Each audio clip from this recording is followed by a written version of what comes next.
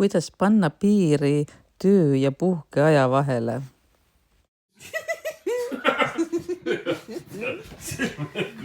Töö on ikka teinud. Ei no jah, suhteline rääkida. Vaata, ma olen seda rääkinud, kuidas su...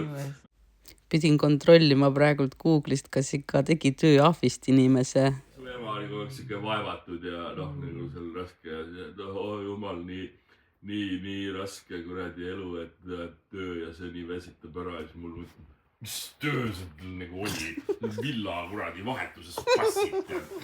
Ja aga põhimõtteliselt ongi, et kui ei ole harjunud nagu midagi tegema, siis on nagu tegelikult ränk ja ütleme niimoodi, et ma olen harjunud koristama ja mul tõesti läks lapsepõlves sellega kaua aega, sellepärast et ema ju kogu aeg karjus. Ja mul oli tuba kogu aeg nagu see triiki täis kuradi kola ja mul lihtsalt jah, et mul on see, tõenäoliselt mul on jah mingisugune see kuradi, kuidas ma ütlen. Koristamine tekitab turvatunnet.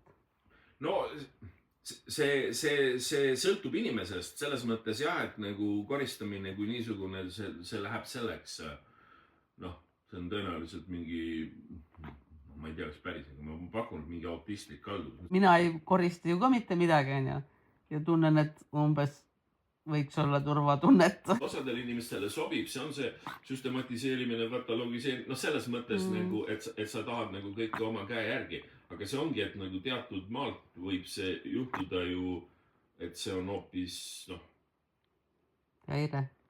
Et need, kes kõik teavad täpselt, see oleks nagu ideaalne siuke sõjaväekord on ju. Sa tead, kus on mis kuradi vaenlane tuleb, haarab sealt. Aga kui sa satud situatsiooni, kus sul neid kuradi asju enam pole, mida sa oled harjutanud ja sa ei saa niimoodi teha, siis võid kokku kukkuda. Ja mul on see sama, et mulle tegelikult omast arust ma tean, kus mu asjad on, aga nüüd on siuke kaos tekkinud, et neid asju ei ole enam selle koha peal. See on nagu paljudega niimoodi, et seesama, vaata ma rääkisin nendest tüüpidest, kes käisid nendes turvafirmades ja nendes kriisikollates ja seal.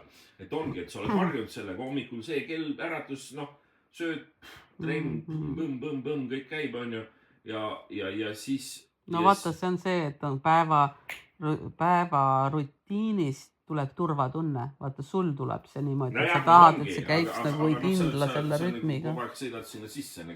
Sorry. Sa oled nagu see kuradi, see Põltsamaa joodik lihtsalt kuradi elad rahus ja siis sõidab autogas majast sisse. Mõtle, kui kuradi, selles mõttes, et ja joodikuna ma teen ise samu asju. Aga siis ongi, et nad ütlevadki, et nagu vaata sõduritel tuleb see posttraumaatiline stress, et 3 inimest pandi vao peale. Üks oli Saareelve, üks oli siis täiskorra kuradi inimene, kes ei suutnud lihtsalt mitte. Ja siis üks oli lahimine, siis nad olidki, et see sama vagu, mis oli ju kuradi 200 meetrit pikk, et see lohe oli kuradi 20. meetril, korralik inimene oli seal 100 meetri peal ja muu mutt oli lõpus. Teenis 2 korda rohkem. Ja mis saak, seal oligi see saagiga ju niimoodi, sina võid ju seal rohida kuradi ja harvendada nii viisakalt, kui sa tahad, siis tuleb see kuradi traktoris sinna peale, lased mingi mürgi valel ajal peale või mis iganes. Kõik surevad niikuinii ära, mida sa seal, nagu sigalas oli ka, et kuradi, oli ju raske aeg, süüa neil polnud kuradi lauta ei köetud, kuradi närisid 11 suritsed nagu kärbsed on ju. Siis tuleb ja hakkab lõugama kuradi seal see veterinaararst mu kallal, et sitt on sees, pole veel korda tehtud, aga neid lautasid oli vist 8 tükki, kuradi igas ühes oli 2 kraapi. Varuosasid polnud, keevitust ei olnud. Ja siis kuks lõugama, nagu öeldi, et kuradi Elle või Ilme või kes see oli, et sellel on paha päev, kui pole keppi saanud. Siis ma muidugi sõimasin vastu, ma ütlesin ka, kurat, et tead, juba tooge sööt värki ja siis ta oli nii vähane. Selle peale, et mingisugune kuradi tatikas julges vastu öelda. Muidugi ma oleks pidanud suu kinni hoidma, aga kõrvad vaatad, et laisk nagu kuramuse pori käpes on ju. Et see ongi nii, et kui palju sa teed, see kõik on suhteline.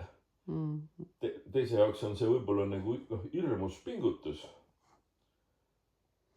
Karja loom ka, aga ma ikka karjas ei taha olla see kuradi ori selles mõttes, et lihtsalt kui see ülemus käsib nagu, noh, sa nagu saad aru, et see on nagu lollus, selles mõttes, et noh, et sa pead seda tegema korduvalt ja korduvalt teistmoodi oleks nagu võimalik palju kergemini teha. Kui sa seda ütled, siis